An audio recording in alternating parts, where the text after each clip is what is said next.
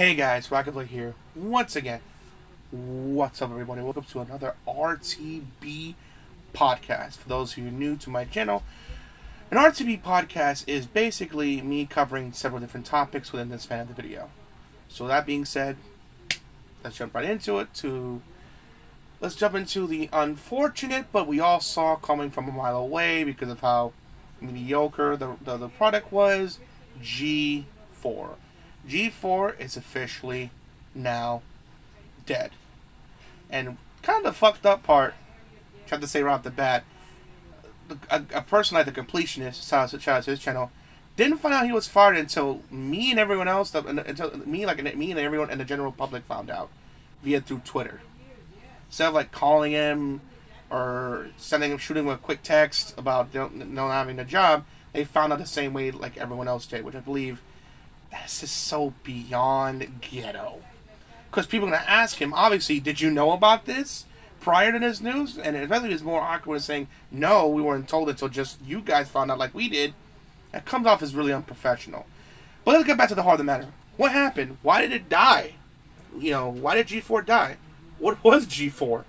Well, originally back in the early 2000s, G4 was like a game reviewing channel. But, because back then the internet was still in its baby stages, not as big as it is now, obviously. So, it did a lot of game reviews. Adam Sessler, amongst many other hosts, did the show and did a lot of great game reviews and movie reviews. Not movie reviews, but game reviews and funny little sketches, I meant to say. In general. And talk about tech and then show off sexy ladies in bikinis here and there. So, it was fun. I mean, there's some reviews I disagreed with, but still, it was a good channel. It was a good channel. It was fun. It was unfortunate it went away. It came back for the reboot. I was actually happy. I'm like, cool, And granted, the review style was nothing different than, you can see in other better channels that done it better. You know what I mean? But still, it was cool to have him there and had, like, cool guests. Like, for example, Xavier Woods from WWE wrestler from the New Day / from Up Down Down. Yeah, they said that the Completionist on there, amongst many others, and it's just unfortunate that it just died the way it did because it was doing content like everyone else was doing, if not better. But then what made it worse, the infamous Frost Rat that just... No, I don't think it was the sole reason why G4 died, but it did speed up the process. I mean, it didn't help. I would say that for sure, but it was just really mediocre in general, in my opinion. Even though I enjoyed it, though, for what it was, it could have been a whole lot better. Let's be honest. And there's clearly channels that can have and done it better. And it didn't help that, and then that Frost Rat didn't help things at all. And when the first run of firings happened, she's like basically like saying, "Ha, at least I still got my job." And then, and life being, the ever moving dickhead, soon enough it caught up to her and basically everyone else. So yeah, it's sad, it's unfortunate. And then Adam Sessler, Jesus, I put in a video. I put this video in the comment section below. So apparently, Rich from Review Tech USA, shout out to his channel. He was covering how apparently Adam Sessler on Twitter is going ape shit, like fighting. He talk about the the G4 situation being closed down, but then on top of that, just getting in a Twitter fight, saying your mama jokes. It is just ghetto and professional. Granted, I heard his wife is sick, and I guess he's stressed out with that, and of course the internet giving him shit, which I get. The internet, especially on Twitter, is a cesspool of just people saying the worst.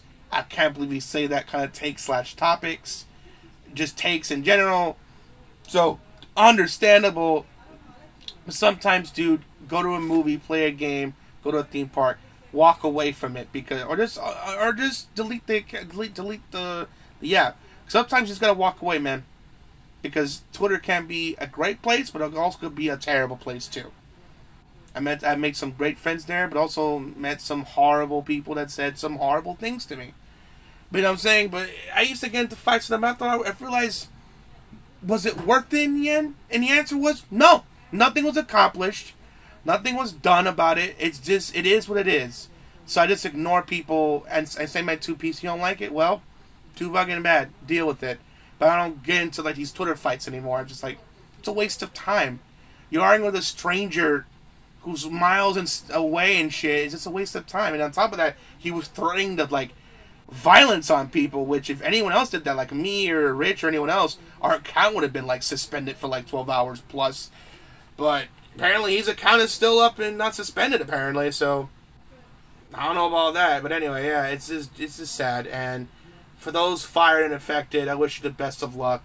And it's just unfortunate what happened with G4 TV. I even though people weren't a fan of the reboot, I was enjoying it. But then, you know, again, combination of the mediocre content that we're putting out, and the Frost rant just shove it to an early grave.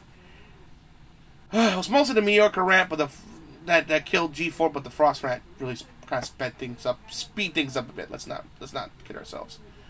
All right, so let's get into the other controversy. Oh boy, oh boy, oh boy! I'm glad I waited to talk about this because, man, it seemed like this was a situation, but then the plot twist happened, and I'm like, oh shit. So Helena Taylor went on the internet to basically say that she was only be offered to be paid $4,000 as a whole for her voice acting work for Bayonetta 3. Obviously, she declined because, according to voice actors in the industry, that's chump change in comparison to what you normally get for big gaming franchises, considering the fact that this game made like $450 million. Like, shit. That's considering that even the first one did alright. They did well enough, at least for Nintendo, to pick it up, but I know 2 did really well, especially when it moved to Switch. So it made a lot of money. I know the third one's going to make a lot of money because people are not getting it. Probably going to get it because of the controversy, and now this new light came out, so now people are going to start buying it again because, according to Jason Schreier, even though Helen Taylor claimed that it was only $4,000 as a whole, Jason Schreier, who's a reliable source online, according to a lot of people, that no, it was $4,000 per session, not as a whole, per session. So she's coming off as a liar, which people point out. It's kind of, and people kind of like, and people that were like kind of like, haha, I knew it, was like, because people were saying, think about it, she's doing it a couple of weeks before the game's launch. Why didn't she do it right in the beginning of the process? Why is she doing it? Why is she doing it now? She wanted to derail the game because of Hideki Kamiya. I could be saying his last name wrong. I apologize. But Hideki suffers from what I like to call Floyd Mayweather syndrome. If you're wondering, Rockingtheblade, what is that? Floyd Mayweather syndrome, is the nicest way I can put it, is basically saying that he thinks his shit don't stink. And yes, I know he's worked on great projects, like he was a director in Resident Evil. He was one of the directors in the original Resident Evil. He worked on Okami, Beautiful Joe, Hero 101, of course, his magnum opus that got unpopular, Bayonetta. And I noticed since after Part 2 came out, he became a bit egotistical. Saying that don't question my rules, being very insultive and like block anyone that'll ask him questions in English instead of Japanese. It's just ridiculous. And he thinks he's this asshole. He acts like his shit don't stink, God's gift to man kind of shit. And people behind the scenes say, oh, he's really cool though. When you work with him, it's like, we don't know that though. You know what I'm saying? I don't know him personally. I'm pretty sure you who's watching it don't know him personally. So you don't know.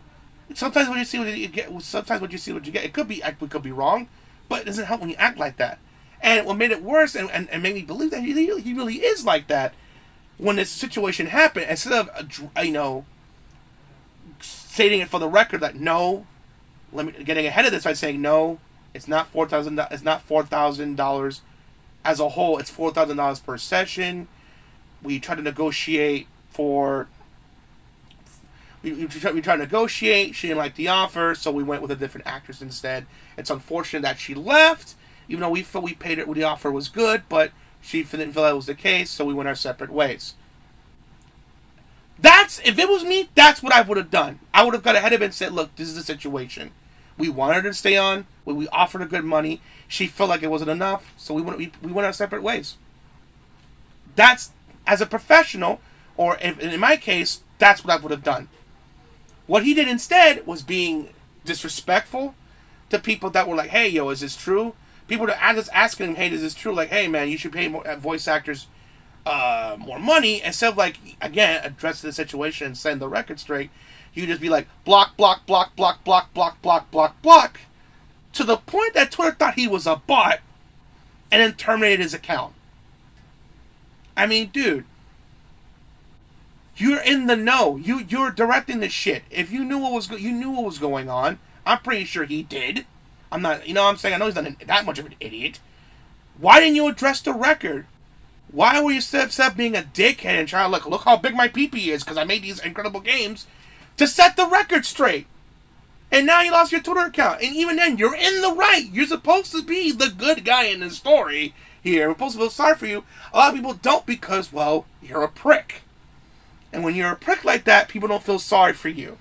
I do feel sorry however, for the developers that are busting his ass in this game, for Helen for trying to sabotage it, and then Hideki not setting the record straight and letting it simmer for a while, to the point that Jim Sterling, you know, shout out to her channel, did a whole video on it and shit, and it blew up even bigger. So it's like, dude, why didn't you get ahead of this shit? Stop being a giant asshole.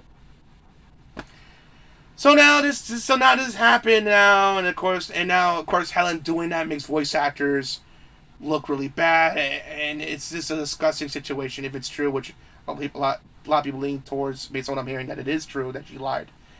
Yikes! And it doesn't help that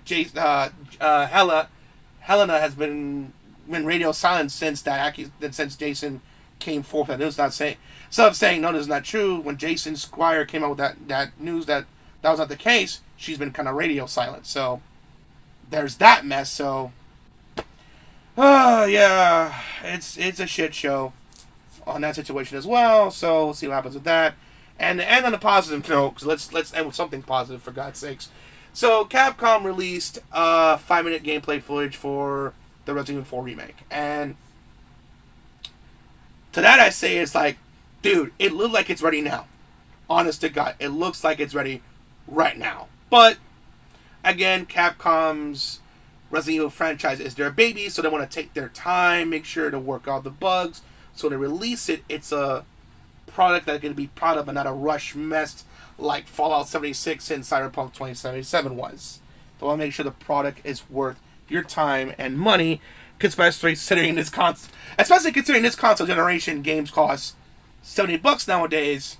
They want to make it worth your while, which, much respect. Not gonna be mad about that at all. You know, much respect on that. It looks amazing. They show the villagers look great, showing new footage, updating it great, more better for the story to stream more better, showing off the infamous chainsaw guy with the bag in his head with the chainsaw. I mean, it's violent as hell, looks great, looks fantastic, just beautiful stuff. Cannot wait to see what Capcom does with this. It obviously looks like a Game of the Year contender, obviously, but we'll wait and see. But so far, so good, and a lot of people that made Resident Evil 2 Remake is working on this game, so I believe it's in good hands. So again, that's the podcast. So tell me your thoughts in the comment section below. What are your thoughts on all the topics I talked about, especially the second one? Definitely want to hear your guys' thoughts on that matter. Alright guys, hope you enjoyed the video. As always, make sure to rate, comment, subscribe. So always, Rockingtheblade signing out. Hope to see you guys again soon. Peace out. Have a great day.